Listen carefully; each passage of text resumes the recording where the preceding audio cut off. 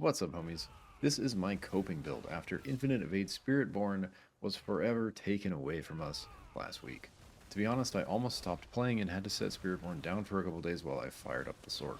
All in all, this is an incredibly fun build to play in my opinion. It's extremely fast, violent, satisfying, crushing, destructive, great for just getting out the nerves and frustration of not being able to play Infinite Evade anymore. And it's really the main reason I've kept with Spiritborn since those changes have been made. So to all my Evade homies out there, maybe this can bring you some solace and satisfaction as well. So we rallied, and I decided to take the same idea and playstyle of our previous build, except use all the broken Spiritborn tools that apparently aren't getting fixed instead of Infinite Evade. Basically what we've done is transferred all of our power from our feathers into our crushing hands. Since we can no longer spray machine gun feathers out at mock speed, we are using them for utility in order to set up massive guaranteed overpower crit punches from crushing hand. Even though we can no longer infinitely evade in the true sense, evade itself can still be used as an incredibly powerful tool, and in this build we are really exploring that idea. Evading through enemies accomplishes an incredible amount in this build. It resets our evade charges, auto attacks with Thunder Spike, generates vigor, creates vulnerability, generates thorns, damages with thorns, heals us, gives us a 100% dodge chance, maxes out our move speed, and resets our ultimate charges. It also gives us an extra damage multiplier from acceleration on our next crushing fist, which is now an eagle skill. With Eagle as our primary Spirit Hall choice, every time we evade, feathers shoot out our butt at enemies and grant vulnerability, but we are now consuming that vulnerability with the Vital Strike's key passive to get an additional 45% damage multiplier, as well as additional health and vigor generation every time we punch, with another bonus multiplier against vulnerable from Apex. We can create basically unlimited vulnerability in this build when we combine Eagle Spirit Feathers, Thunder Spike evading through stuff, and constant Eagle ultimates, all of which create vulnerability, so every Crushing Fist will be constantly benefiting from these bonuses. The additional Vigor gen we are getting from the Vital Strikes procs as well as the Thunder Spike auto attacks while evading help to fuel our continuous Kepaleke procs. It's worth mentioning that you don't need crazy gear for this build to go turbo. I had to rebuild all my gear from scratch, so what I'm using in this footage, especially from the Masterwork side of things, is fairly average. It doesn't require any mythics, and the main things you need with the broken Spiritborn scaling are resolve stacks and max HP, which we will talk about in a minute. I'm still missing 13 resolve stacks and have only around 10,000 HP. In this build, we can get to 36 max resolve stacks and upwards of 20k HP, so there is much more damage potential than shown here. It will just require more time, resources, and luck to push those affix numbers higher. The real power of Evade in this build is really enabled by Flicker Step, which are some of my favorite boots in the game, even on Sork, and have some incredible synergy with this build. Unlike most boots, they actually have two inherent affixes. Attacks reduce our evade cooldown by 2.5 seconds, and evading gives move speed. Because we are automatically attacking with Thunder Spike every time we evade, each hit of Thunder Spike while evading will reduce our evade cooldown by 2.5 seconds from Flicker Step, and every third hit of Thunder Strike will reduce it by an additional 5 seconds from the Thunder Spike effect itself. All of this is feeding into our 4 evade charges we are getting from acceleration to give us essentially unlimited resets on our evade without the use of aspect of acceleration. And this is basically the closest thing to infinite evade that we have now. The extra move speed after evading combined with the speed granted from the Spirit Hall feathers will cap us at 200% move speed, and since Crushing Fist is now an Eagle skill, it will benefit from the 18% damage multiplier from Brilliance, as well as the additional 30% damage multiplier from Acceleration after we evade. In addition to resetting our evade, Flicker Step is also constantly resetting the charges of our ultimate. This allows us to continuously leverage the power of the ultimate passives for another 30% multiplicative damage increase from Supremacy, as well as 15% from Resolution, which doubles to 30% against bosses. Now all this is great, but the true power of our ultimate resetting is that it gives us unlimited cooldowns. With just 1 point in the Intricacy passive, we can use 1 charge of the Seeker to get 3 uses out of a single Armored Hide cooldown.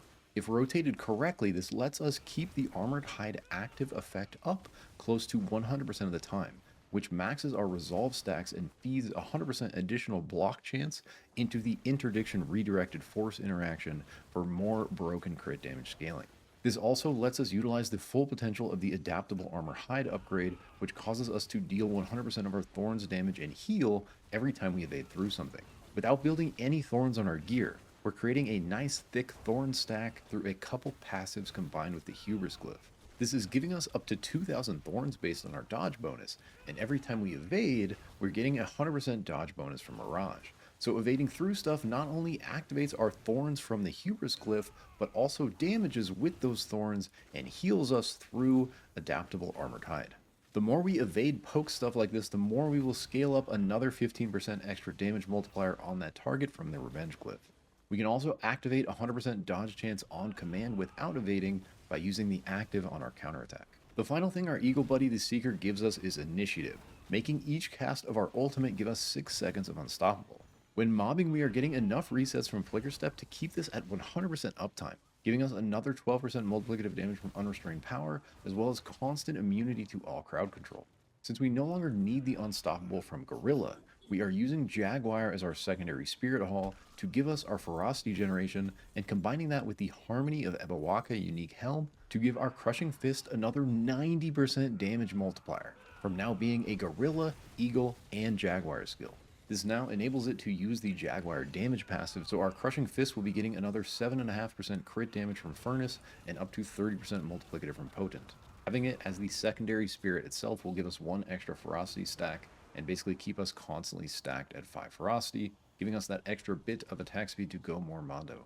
We're of course now leveraging Resolve stacking with the Rampant Crushing Hand upgrade, so this multiplier will scale by 3% per stack of Resolve you have. In this footage, I'm at 23 Resolve stacks, giving me a 69% damage multiplier on Crushing Fist.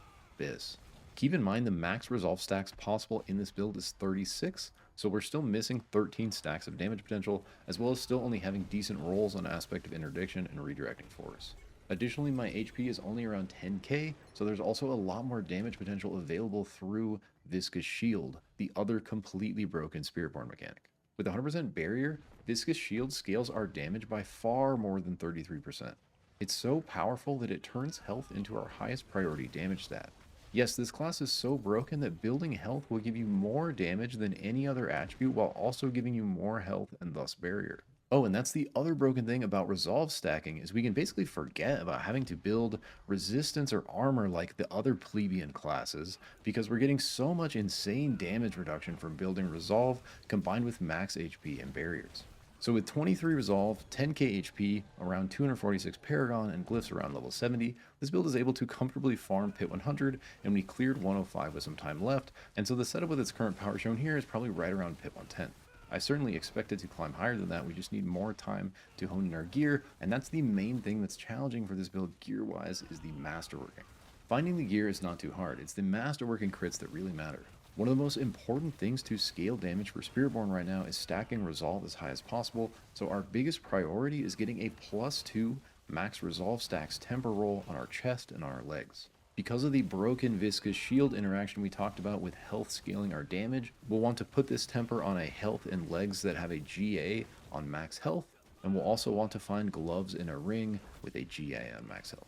We also want to find as close to a max roll on Aspect of Interdiction and Aspect of Redirecting Force as possible, as these are the things that enable the broken crit damage scaling from the Resolve stacks, pushing your block past 100%. And it's almost laughable. Not only is the damage calculation on this Resolve stacking busted, the actual masterworking crit values are busted on top of it. Normally when you masterwork crit in a fix, it's a 25% increase. The max Resolve temper affix increases much more than that. So if you can hit it once, fully masterworked at 12, you will be getting +6 Resolve stacks.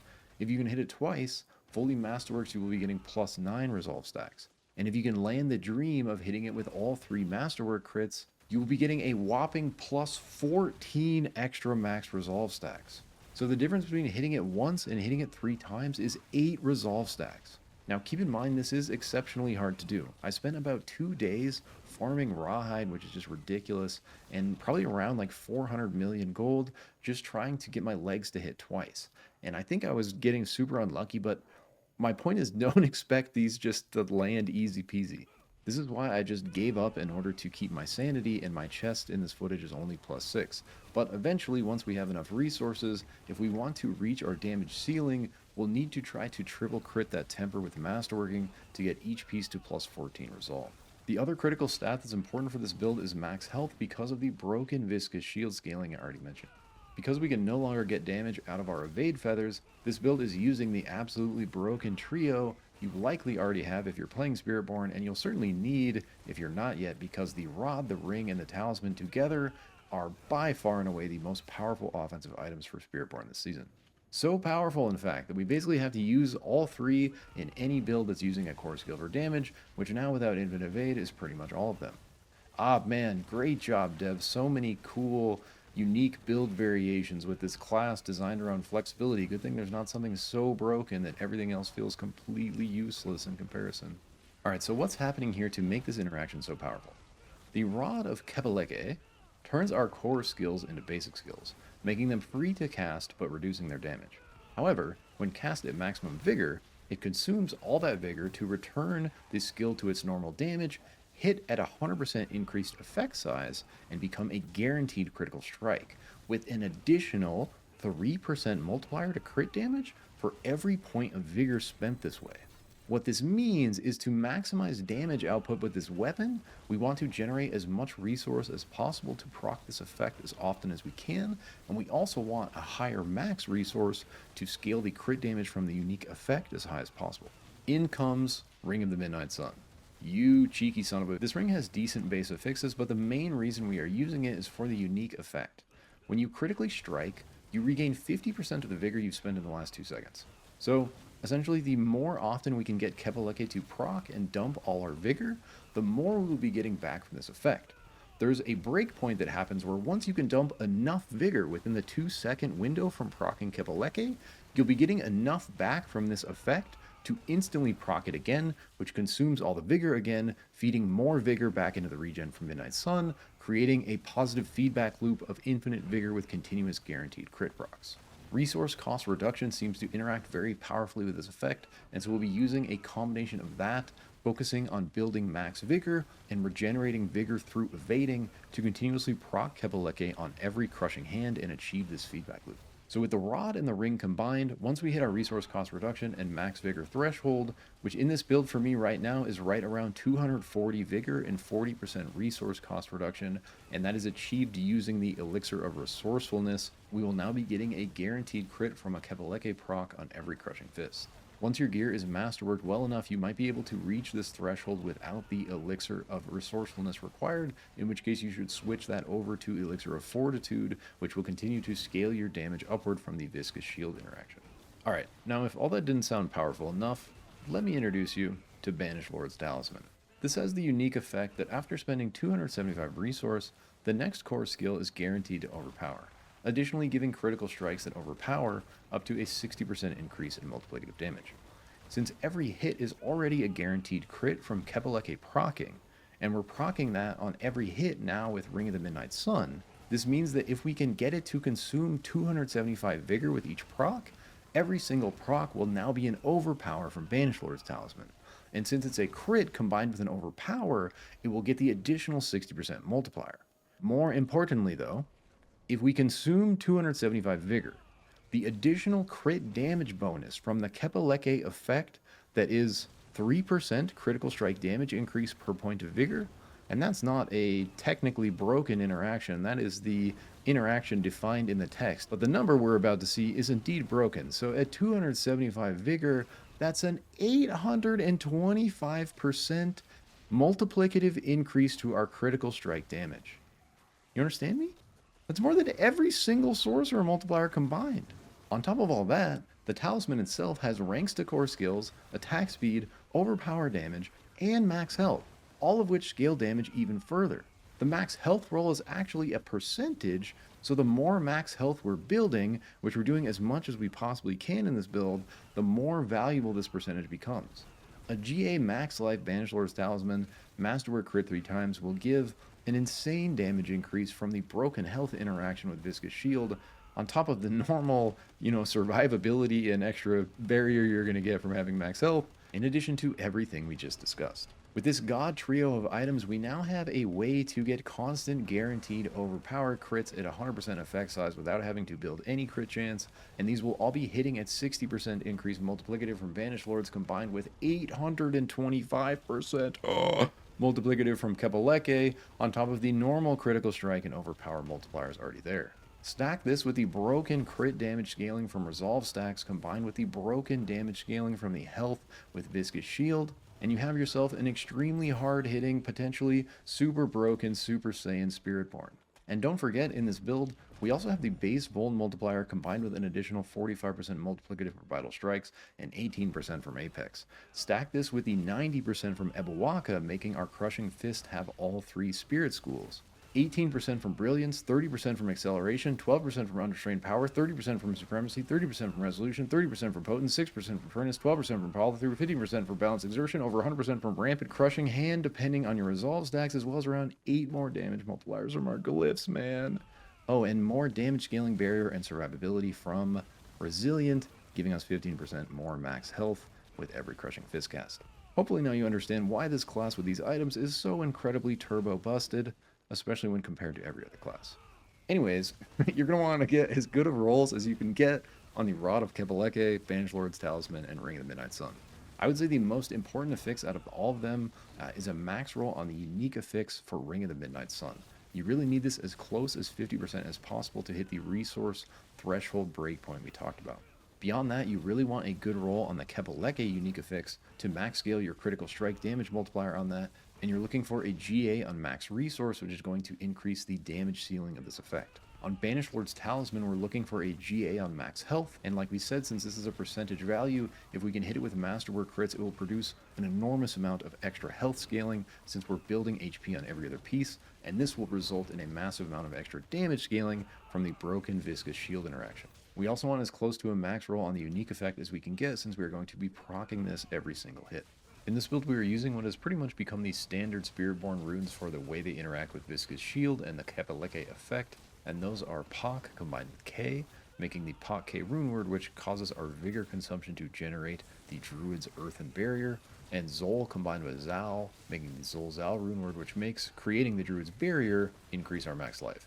Both of these just enable the broken damage scaling from Viscous Shield, one by giving us the barrier we need, and the other by scaling our max health, which scales our damage. Most builds using this focus a ton of resources on barrier generation to turn 45% into 100%, but since we're using Crushing Hand, we don't need to do this nearly as much. Crushing Hand generates a 30% max life barrier based on damage, and the Druid's Earthen Bulwark generates a 45% barrier, which combined should put us at a 75% max life barrier.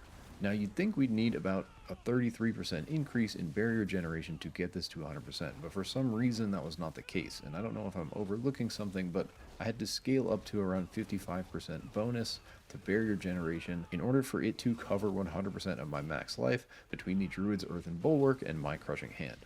And getting that barrier up to 100% of your max life is super important for how the Viscous Shield damage scaling works. We want to be at 100% max life barrier as often as possible. So you can hit that with Paragon combined with 2 good tempering rolls for barrier generation on chest and legs, but if you get rolls that are lower in the window like mine, you may need to add a 3rd barrier generation temper to your gloves. Another way around this, if you're still short and needing to hit 100% barrier, is to take a skill point out from somewhere and put it into Auspicious. This will generate a 10% barrier before combat underneath your barrier stack to fill out that last little bit and get it up to 100%. We can of course always use amethyst gems in our armor for extra barrier generation to cover our gaps, but if we can cover it through our tempers and Paragon, then we can get an extra 240 dexterity for further damage scaling on our skills by running 4 emeralds in our armor. Alright, how to play this build is interesting in the best way, and in my opinion that's part of what makes a great build, is you want to be turbo crushing stuff, but you also need some other layers to be thinking about. The main thing we are rotating is Evade and Crushing Hand. We want to constantly evade, Crushing Hand, evade, Crushing Hand. What this does is put all these stacking multipliers and evade benefits we talked about into effect. Then each Crushing Hand consumes the vulnerability, and so we have to reset that vulnerability with another evade. When we activate Ravager, which is best to do right at the beginning of a fight, it will also cause our Crushing Fist to teleport us a short distance to a nearby target. We can weave this with evade to cover gaps and accomplish great speed, distance, and violence while clearing. Ravager extends its duration from kills, so you'll find that when you're crushing through stuff mobbing, you only need to press this once at the beginning, and you can watch its duration from the green buff bar above its icon in the hotbar. Usually by the time it falls off, we will have it back off of cooldown. So we're evading, crushing, and we can really just hold down Crushing Hand while evading in between each one. There are certain windows when spooled up where you can let your crushing hands just go burr without moving for a couple seconds, but you'll find in general your DPS is much higher and more consistent with an evade in between. Our Eagle ultimate, the Seeker, is a core part of our kit and rotation, and I literally have this on my left mouse button to use like a basic attack. When mobbing and evading through stuff with Flicker Step, we can achieve basically infinite giant eagles. Each one is going to give us unstoppable for 6 seconds, so that's sort of the sweet spot where we want to call down another one to reactivate that unstoppable and reset the damage multipliers from our ult passives. The Seeker can also be used as a reliable ranged crowd control and engage tool with vulnerability attached to set up a group from a distance for a massive evade crushing hand teleport. The most important aspect of our cooldowns that we need to pay attention to are the interaction between our Eagle ult and Armored Hide.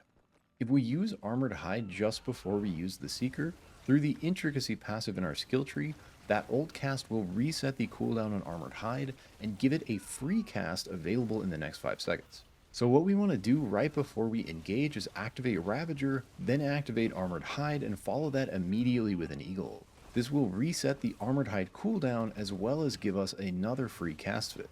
So we want to watch its duration on our hotbar and hit it again as soon as the duration times out, but before the free cast is gone, which only lasts for 5 seconds and is indicated by the glowing border. This will give us another 3 seconds of it, which we can then follow by the now refreshed cooldown for another 3 seconds after that. So a single cast of the Seeker will enable you to use the Armored Hide active 3 times in a row. Armored Hide Seeker, Armored Hide, Armored Hide Seeker, Armored Hide, Armored Hide Seeker, Armored Hide, Armored Hide Seeker. That's the sort of rotation we're trying to maintain in the background as we're doing this evade crushing hand rotation in the front. As we are doing this, we are constantly evading through everything while weaving massive crushing hands. This evading through stuff while Armored Hide is active is dealing the max thorn damage that is generated from our Hubris glyph, which is activated by our evade, giving us 100% dodge through the Mirage passive. Man, we're deep. This thorns damage is also healing us and continuously stacking an additional damage multiplier from the Revenge glyph. So the core idea is basically trying to keep Armored Hide active as often as possible by evading through stuff, which resets our ultimate, which resets Armored Hide. Another benefit to having it active all the time is we'll be getting an additional 100% block chance fed into our redirected force and interdiction aspects, which will result in another significant jump of critical strike damage. So the biggest crit numbers you'll see in this build are going to be with Armored Hide active. And that brings us to our last cooldown incarnate skill, which is Counterattack. Counterattack can mainly be used as a defensive tool to give us a 100% dodge chance. We already have a 100% dodge chance while evading through the Mirage passive, but the Counterattack active will guarantee we dodge all physical damage for 3 seconds per charge when we're not evading. And this is mainly during the split second where we're casting Crushing Hand, or if we have nothing to attack. Through our Hubris glyph interaction, we can also use this to activate our Thorns, which scales up to 2000 based on our dodge chance. Counterattack will also give us up to an extra 30% critical strike damage multiplier based on how many enemies are nearby. So that's basically it. The best way to engage, I think, is to activate Ravager, then hit Counterattack, then activate Armored Hide, followed immediately by the Seeker ult on whatever you're about to punch in the face, and then evade forward into it and start to turbo Crushing Hand smash everything while rotating Armored Hide and the Seeker like we talked about to keep it active.